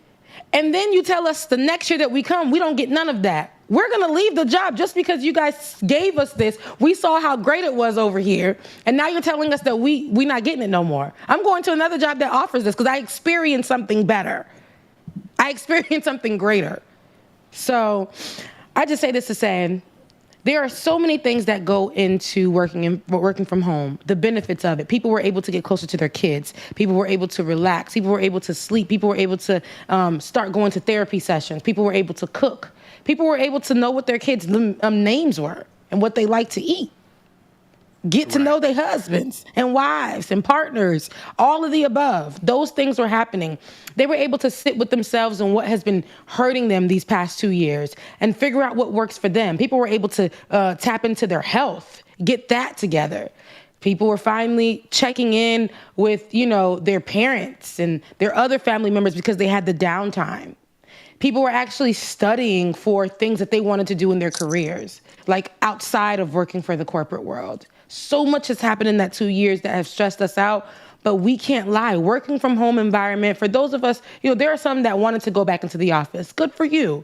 But for a lot of us who have been working in these office type environments for so long, under the thumb of corporate people who have trained supervisors and managers to be evil to the employees and make us feel like we need them and they don't need us. We're excited to be at home. We're excited to use our at-home time to go to brunch. We're excited to use our at-home time to go get our cars fixed instead of going to work, not knowing if your car gonna break down because you can't get an appointment until Saturday, because if you miss work today, you may be fired. A lot of us know these scenarios. We know them in so many different ways. But working from home has benefited us in so many different ways. It's helped us. So President Joe Biden, I want you to go back to work. Go to the office. He's not the only one. Mayor Eric Adams in New York, he's trying to push everyone to go back. We're social creatures, he said. They want us to get back in these rooms. People get more COVID. People's mental health go to trash. All so that we can spend money on gas. Also that we could spend money eating out. Also that we could spend money in their little raggedy vending machines. There's just too much money tied up, too much capitalism tied up into us going into their little offices for them to let us stay at home. So now Biden and all the rest of the Democrats and Republicans, all the elite who make money off of this, say, get your ass back to work. To the office, no less. Especially when he made that statement of, we're going to take the mask down so people can start going back in office. Joe, who gave you that authority to say that we going back in office? Joe, you Joe today. You ain't President Joe Biden. President Biden, you Joe. Joe. We did it, Joe. No, you didn't. We did it, Joe. Going back in there. Not when gas is $4 a gallon. I said I was going back in office yesterday when I saw them gas prices went up. I said, oh, man, the devil is a liar. Shoot, I'm barely going to drive to the grocery store. Shoot. President Joe Biden is alive. Let me stop. The spirit of JB with them Ray Charles glasses is a lie. I need you to what's take that man middle name? Really see what's going on. You need to see you need to hear what the people are saying. And this is what I'm saying. You're getting it wrong. And people were saying it's not that he doesn't know. He does know. I mean, how can he not, right? And he's just choosing and deciding that this is more of the American way. But if we look at the people who are being, especially now, if we're looking at, and I had this conversation with you yesterday on the phone, Ben. If we're looking at the, the gas prices, right? We're looking at how they are. You say we're paying $4 a gallon. Yesterday on the Rising, said that he paid $45. I was like, $45? I wish. Because when I look at my tank and it's going up and up and up and up past 35, I want to stop right there. But I don't know what it's going to look like tomorrow. I don't know if gas is going to go up another 50 cents and we at $4.55. I do 93 on the pump.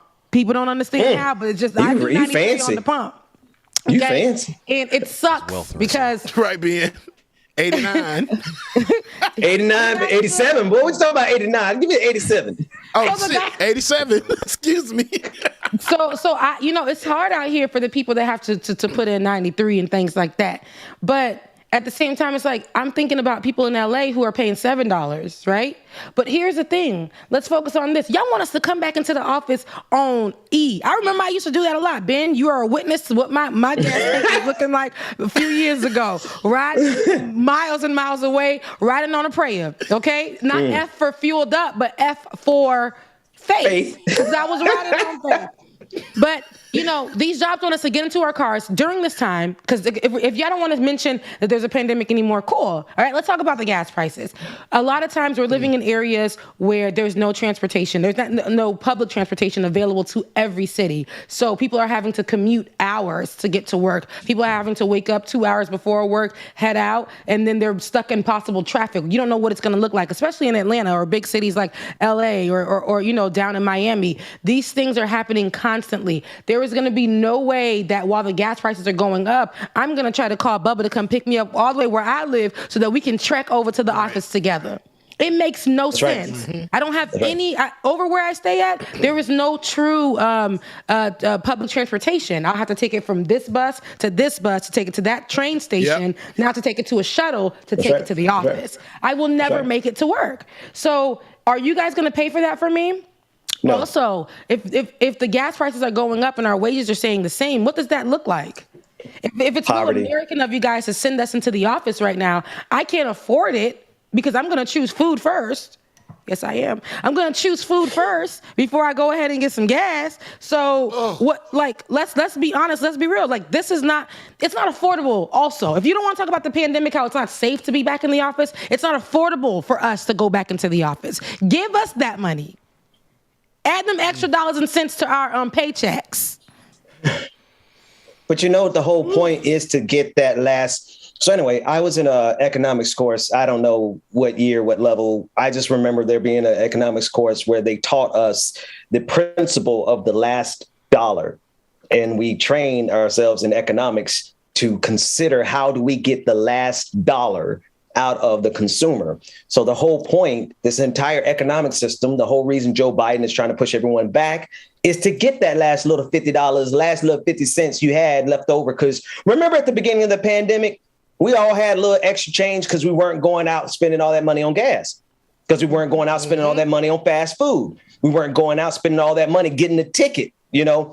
All that money is lost revenue for some greedy pigs who now have the ear of Joe Biden saying, let's get these cats back to work because we need that cash. We need that last dollar. Yep. Absolutely right, Ben.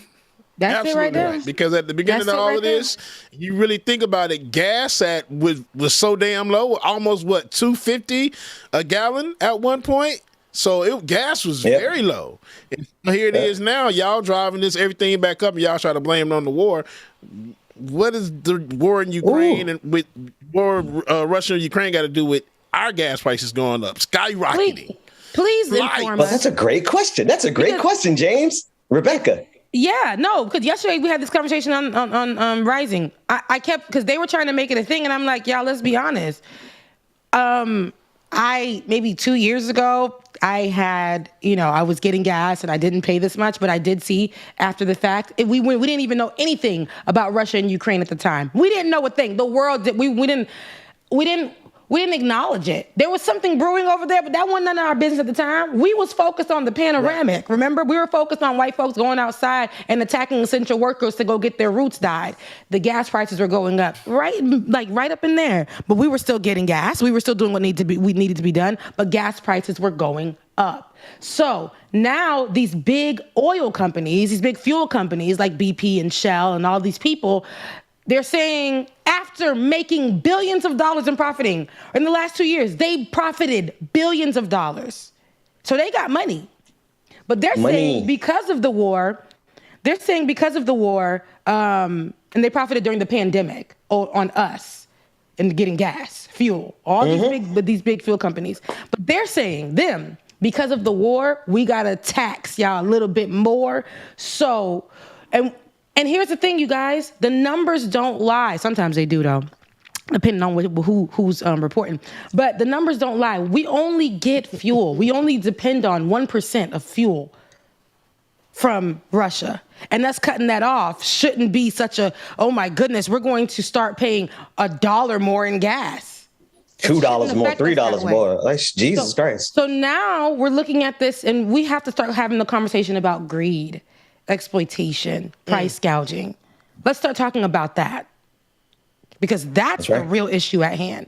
And when things start to go bad, a lot of these big corporations, they start digging in our pockets. We already ain't got nothing. We giving all that we want to give to go and say, okay, Ukraine, here you go. Russia, stop messing with them. What can we do for the people of Ukraine and the people of Russia who are suffering from this whole thing? What can we do for the people right now? We're giving our last. And they're saying we're going to take more on top of that because of what's going on. That 1% is an inconvenience to us, even though these big companies, these big fuel companies could tap in and say, you know what, we're going to put a stop on this. We're going to make sure we have the power to do that and make sure the American people at this time will not be affected by something. So that's actually minute when it comes to, us importing or getting fuel from Russia. We're going to make sure that the American people are taken care of in this particular time. They could do that, but they chose not to. They chose to start taxing us more. It's greedy. Making us pay more. Greed. They are a cancer. They are a virus. The rich, the greedy. It doesn't mean just because you're rich doesn't mean you're greedy, but there's a really tight correlation between the two. It's more difficult for a rich man to pass through the eye of a camel than to get to the kingdom of heaven, right? That's what the Bible says.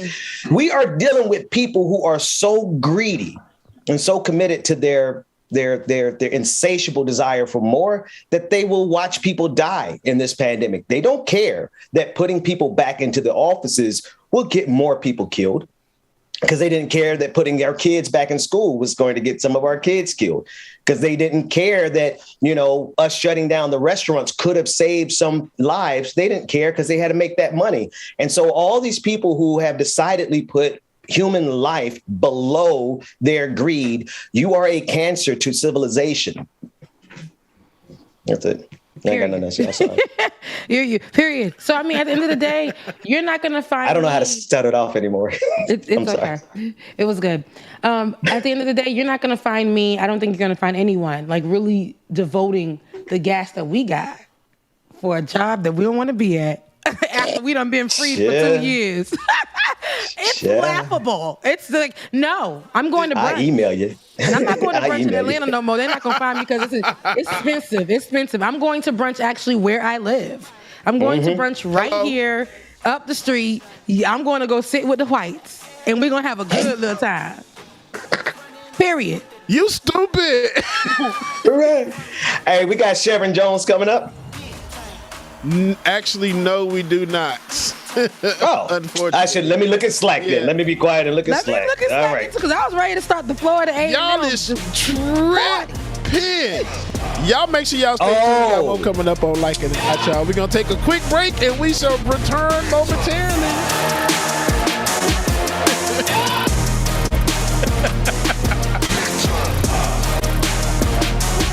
Yeah, because you would have saw this break coming up too.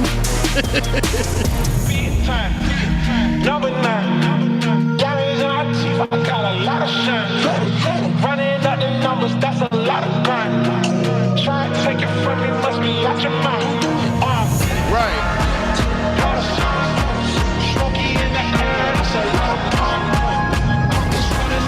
Y'all listen to this. It is really unfortunate that Islam, Judaism, and Christianity have been fighting each other for centuries. Hindus, on the other hand, never had any beef.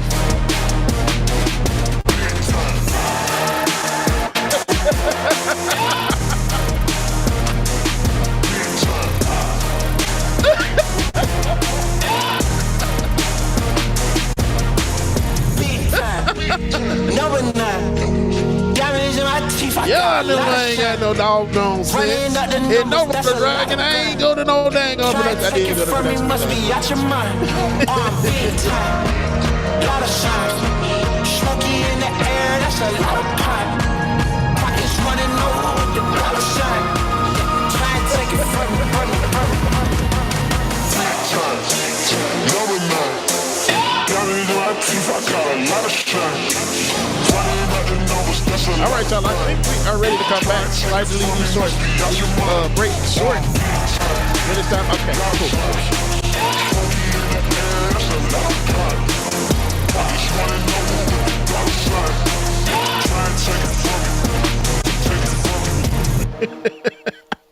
My doctor has advised me to stop drinking. It's going to be a massive change for me.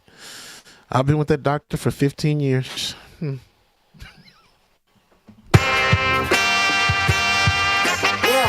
Sorry to that man. Mara Sharice, good morning. Feel like I'm at the tippy top of my game, looking down at the rafters. I had to sun these boys, can't leave them bastards. A lot of dudes, just some undercover actors. I don't fall for it, I'm privy to all your tactics. Yeah, so try again, this time take a vitamin. Yeah, invite them in, welcome to the Lion's Den. And I'm Mufasa, big boss in charge of. Coming in like a bull, you see me raising the stock up. Yeah, so baby, you gon' need some patience. I already won, now I'm just making a statement. Damn, baby, why your mans keep hating? You asking about the cake, you here for the celebrations. And I ain't fishing, I ain't really into baiting.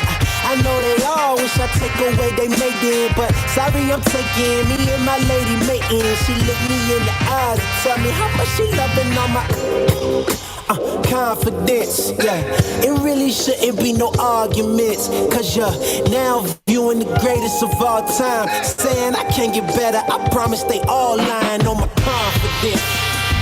Yeah, that's right.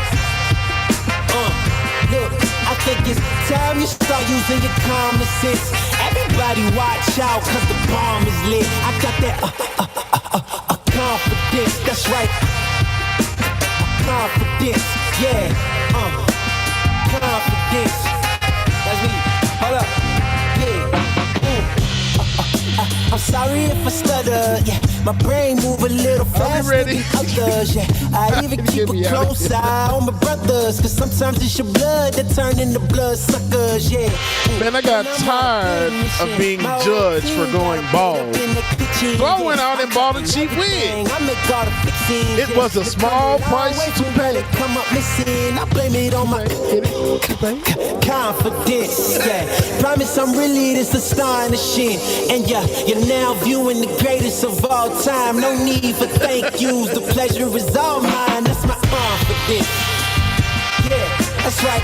No downplaying my accomplishments. You tell me arrogant, I take it as a compliment. All right, y'all, I think we are ready to come back. Yes, Dwayne. Yeah. Confident. Come on now. Yeah, let's start.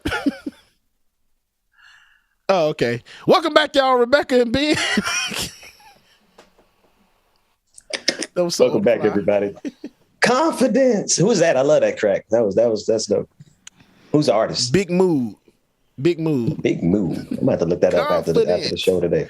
Right. The horns. It's the horns for me. Definitely. Well, there was a lot in that interstitial. There's a lot of stories that their sister from the NBA. There's just the commercial break. Sorry, when a new word gets stuck in my head, it gets stuck there until I say it enough times. I'm like, why would you just drop that word and just move forward like that? I mean, I picked it up about a month ago. What word was it? I even missed it too. Interstitial. I picked it up about 3 months ago. Yeah, I picked it up from some of my. So now you got to start practicing friends. it here. Like, Well, you gotta slide it in there until That's just like that word negus. Yeah, be careful with that one. Negus. Can you use it in a sentence? Did y'all see the Medea movie? Now, I don't do Medea movies like that anymore, but, I said, let me watch this and see if it's funny. So I let it play, and I'm just doing little things, but I found myself, right. Just crack it up, right? Just crack it up. And then he had this part in it where there was a person who was clear who said something like negus, but it wasn't that. It was like a different word. And the uncle, you all know the uncle, was like, oh no, what she just said, and she kept repeating, oh, knickers, like Nickelback. Knickers. Oh, and that, no. Like, hell no. Oh man. And they were ready to whoop her, but there are words because of what they sound like. You gonna think somebody said something else, and it's just like in our blood to be like, what that person. I feel like what'd you say? What'd you say? Yeah, it gets crazy. Wait a minute. Do you remember the episode of South Park, the Wheel of Fortune episode, James, where they were trying to spell out naggers and Cartman?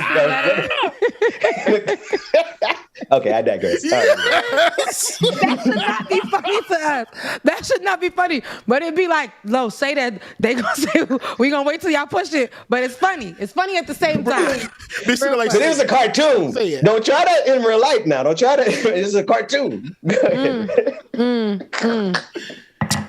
Anywho. Speaking of racism. Speaking of racism, Russia is out there holding hostage our people. So now hold on, yeah. Brittany Griner, who is a two-time Olympic champion, she was detained in Russia on drug charges. She actually plays basketball for Russia as well. Now, hundreds of strangers have now joined the effort as U.S.-Russian tensions escalate amid the invasion of Ukraine. Griner is 31. She's a championship-winning player with the WNBA's Phoenix Mercury and spends her off seasons playing for the Russian team UMMC Ekaterinburg. Ungrateful bastards. Mm-hmm. The Russian Federal Customs Service said an American at the airport was carrying hash oil. Russia's Interfax news agency quoted a statement from the Customs Service, which did not identify the traveler by name at the time. As a U.S. citizen was passing through the Green Channel at the airport upon arriving from New York, a working dog from the airport customs canine department detected the possible presence of a narcotic substance in the accompanying luggage. The custom inspection of the hand luggage being carried by the U.S. citizen, Brittany Griner, confirmed the presence of vapes. Vapes with specifically smelling liquid. And an expert determined that the liquid was cannabis oil, hash oil, which is a narcotic substance. I think there is a lot of things that are a little iffy about this story. Brittany Griner, who I needed some details. Who she plays for them. She runs. This is years she's been playing for them. She goes to them on her off seasons here, and she knows the customs. She knows what to bring in. This is normality for her. So you can't tell me right before, and she's been in, and she hasn't. This is not news that they broke instantly. She's been in, I think, for a few weeks now, and now this news has just hit for media, and they've been holding this. It's almost like they've been holding this to see what America was going to do during this particular war. And this is my opinion and my opinion only. It's almost like they wanted to see what America was going to do during the war so that they can throw out and say, we got something that you won't. Oh, don't play that game now. We got a prize possession. It's going to be, right. And that's what I was about to say. It's almost like they're trying to use her as a bargaining chip or something just to hold over us to maybe like get their way. And I'm just like, this is ridiculous. All right, so hold on. I'm gonna play devil's advocate with y'all real quick. You always do. No, because I watch a lot of Locked Up Abroad, and I've seen black, white, purple, all kind of people end up in some Russian, Cuban, whatever, out of the country jail for months at a time for for narcotics or carrying drugs through the airport or trying to smuggle stuff. But can we qualify that though? Go ahead. What kind of I mean, because I don't want to just hash. Hash oil. Like, did it have THC in it? Like, what kind of rules they got? Because hash oil don't do nothing over here. Well, no, that's not true. So even in the States, it's a different charge for hash oil and like wax than it is for regular weed, and I know that firsthand. So I mean,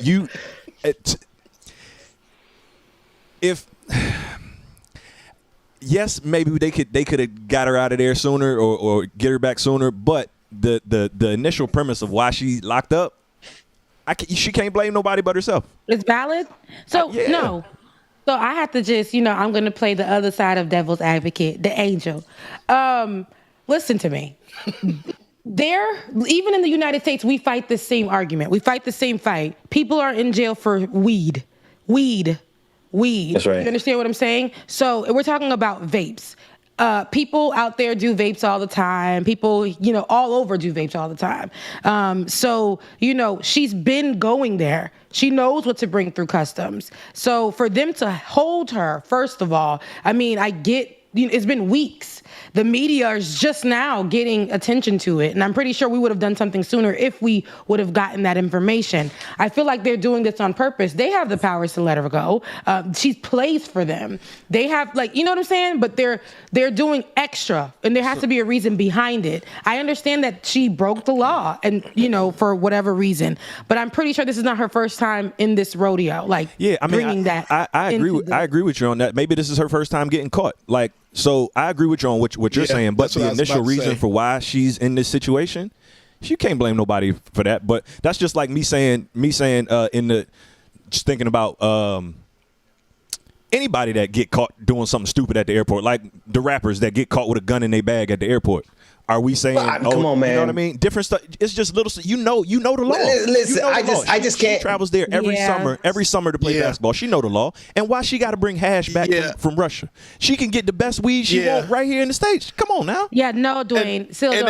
And I agree. And I was going to say with that, it's one of those things where y'all got to understand these are different countries. If you in Israel or somewhere else, they might be chopping off hands, feet, toes, and everything else. So granted, Russia, they gonna put you in, lock you up for kind of stuff like this. It's we see it as being real stupid, but some of these foreign countries, they look at it like this, especially coming through these airports. Saw people in Jamaica getting pulled real quick for stuff, and it's just like, bro, I would not want to get locked up in anybody other's country. And then with this in Russia, I do feel you, Rebecca. It's one of those things to where, yes, it took some time, and then all of this stuff started happening with Ukraine. So now they feel like, since America, if we want to get involved, hey, we got one of y'all people. Y'all sure y'all want to step in and do anything? That's right. That's right. It's not about her being locked up for me, right? Because she could have been locked up for a day or two, whatever. She plays for Russia. That's just. I just feel like in this particular moment, they know she's been bringing stuff. This is my opinion, again, in my opinion only. I feel like they know already. She knows already. It's been years since she's been going there. You think that she brought, even though it's not a big deal to us, the amount of it or what she brought, or because it's a vape, it's not a big deal to us. All of a sudden, it seems to be a big deal for Russia during this time. This is where it's questionable. The fact that they had this girl locked up for weeks and haven't told us. Yeah, she broke the law, but I feel like she is capable of getting herself about to break the law in a few minutes. She was capable of, she should have the means, especially with her playing for Russia, especially all of that. She should be out. She should not still be locked up on this, right? So I feel like they're over processing the situation because the reasoning because America chose a side. And they literally dropped this news a few days ago when she's been in there for weeks. So I think this is all a tactic. This is all something that they're doing because we're pulling away from Russia. And they're like, well, we have something that you want and we're not going to. We saw what they did, or not that country specifically, but remember when A$AP Rocky was abroad? And he did something and was locked up. And I forgot what it was. Or something. Yeah, like and he got locked up, and this is after he made his comments that were anti-black. We still made sure that we were trying to get that boy out from where he was, but he got the support, I think, at the time of the president to get back over here. So it's like, at this particular time, at this particular time, I feel like, she needs the assistance of America. I hope that, our president steps in and gets her. I don't think it's safe for her to be out there, especially during this particular time. I also think that they overdid it. I understand that she broke the law. She could have served a week, a day or two, whatever. We should have been privy of the news as well.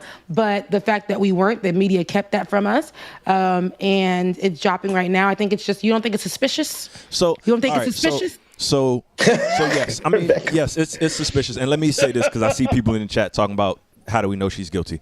If in fact this was is a legit charge, you can't really tell other countries how to enforce their laws. Other countries' laws are way different than what we have. A little cartridge of hash might be a huge crime over there. Just like Bubba was saying, some countries you get executed, you get your hands and stuff chopped off. I know I used to live in Japan, and it was a totally different charge. Like, how do I say this without? God bless America. They can hold you over there for up to 2 weeks without you even getting a phone call. You can be in jail and nobody even know where you at. So other countries' laws are different. And if in fact she is guilty of this, she can't really blame nobody but herself. But I can't disagree with what you're saying about the timing of the news coming out is a little suspicious. But yeah, and then I was about to say, then it doesn't help. I ain't gonna say it doesn't help as well. Excuse me, but a few people in the chat are saying, and I know this for a fact too. Russia's real big on basically not liking the LGBTQ community. So that's right. They saw her.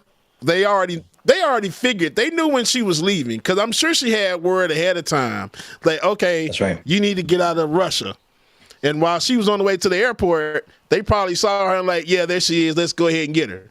Okay, because we have a few things that we can just maybe plan on her or do whatever it is we need to and use this as a bargaining chip. They already knew what they were doing ahead of time because they knew everything was happening. Now all of a sudden it comes out that she's being locked up for having hash oil.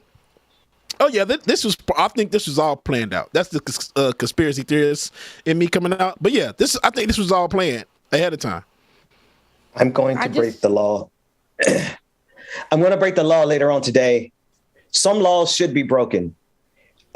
Russia and while I agree with you, I agree with you, Dwayne. When you're abroad, you better know the laws of the country you're in. I've heard too many horror stories and try to help too many friends to get back.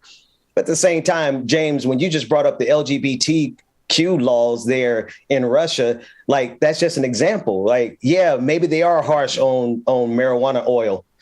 They're harsh on the LGBTQIA community. There's a long list of laws. They're harsh on Ukraine right now.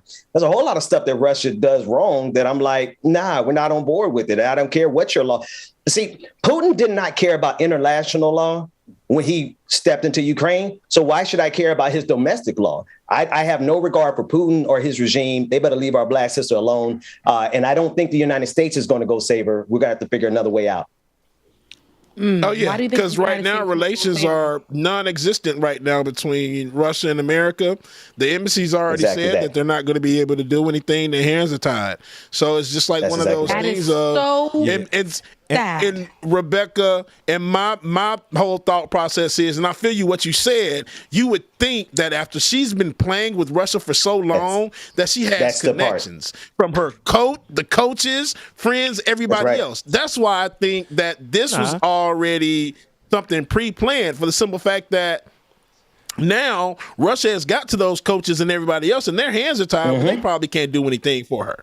But it could also be the same as the athletes are treated here. The athletes, black athletes here are just they're just a means to make money off of. So why should it be different over there? She's a high profile athlete over here. Oh, we can bring her over here and she could be like a sideshow. You know what I mean? Bring more people to this. They don't care about her after once she leaves. They don't care about that. And as soon as she became more valuable to them as a political tool than as a sports tool, they arrested her. I'm sorry. I need to know exactly the amount of hash oil I will learn their laws. Show us what she broke. Give us the itemized. Let's look at it. And then if I don't agree with your laws, then I'm going to say to hell with you, let her go anyway, because Russia does not recognize anybody else's laws. So F Russia, F Putin, F their justice system. Either they let go of our sister or we're going to have to find some other means to get her out. Yep. Forget them. I really pray for her because I can't imagine while this war is going on, while it unraveled, she was behind bars for hash oil, and they were using her as a pawn. And this is, again, what I believe, and I believe that they were using her as a pawn. They couldn't wait to utilize that. And then for her to know that in this particular moment, where she comes from is saying they can't possibly do a thing to assist her. It's very sad. It's very scary. The connections that she built, the connections that she's had, playing for that country, winning for that country, benefiting the country, you would think they would have more grace for her, but they are utilizing their hate, their far right thought process, thinking ways. They're utilizing that, putting that to the forefront and saying it isn't because America, it's because we believe this. But it is also because you believe that. I believe that for sure, that if she's standing in front of a judge as a black, gay person who's American in this particular time, you already know what's up. They're not going to give a damn. And here we are. I feel like having to speak for her, and it sucks. I pray for her. Very much so. I hope that we continue to get updates on her. I hope they don't shut us out on what's going on with her. I hope they don't shut out her loved ones. We're gonna keep on, moving forward with this story for sure, because my heart really bleeds for that girl to be out there in the middle of what's going on. Yes. Yeah. That's facts. So we're at the end of the show. I guess we're not doing after party. No after party today. We have to get a heart out. Because our producer gotta go. Anyway, there are two clips that I wanted to do. There are two clips that I wanted to go ahead and do for history, Black history. And, Dr. Carl Mack, did he come on this morning? Because I don't know. Yeah, he was on earlier. He was. Y'all need to tell him to drop the rest of this, drop the merch.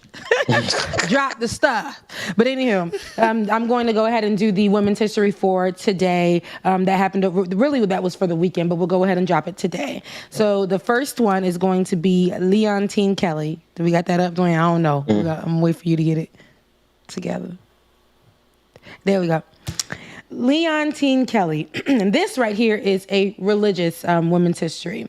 From 1920 to 2012, Leontine Turpo was born on this day in 1920, and that's on March 5th in Washington, D.C. Her daddy, David Turpo Sr., was a Methodist minister and a 4-term Ohio state representative. Her mama, I love the way Dr. Carl Mack writes, her mama, Ela Turpo, was a founder of the Cincinnati Urban League.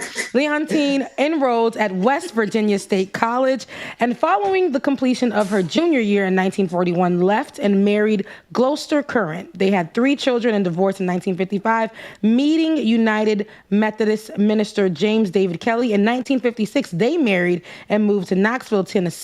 Leontine returned to college and graduated from Virginia Union University, earning a bachelor's in 1960. Following the death of James in 1969, she completed the course of study for ordained ministers in the Virginia Annual Conference by attending Wesley Theological Seminary. 1970, 1971. In 1972, she was ordained in the Methodist Church as a deacon, furthering her studies. Leontine earned her Master of Divinity degree. I didn't even know they had all that. From Union Theological Seminary in Richmond, Virginia, 1976.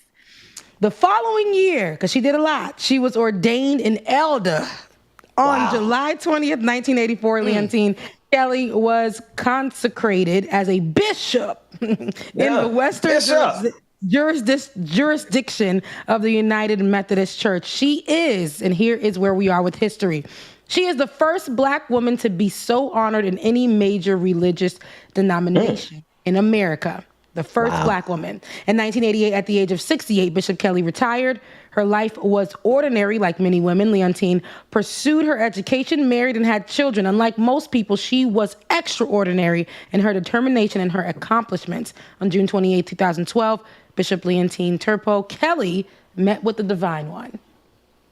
And that is on March 5th. We're going to go ahead and go into March 6th. Take it a little younger, a little young shouted. Lauren Simmons, who is a stock trader, look at that face.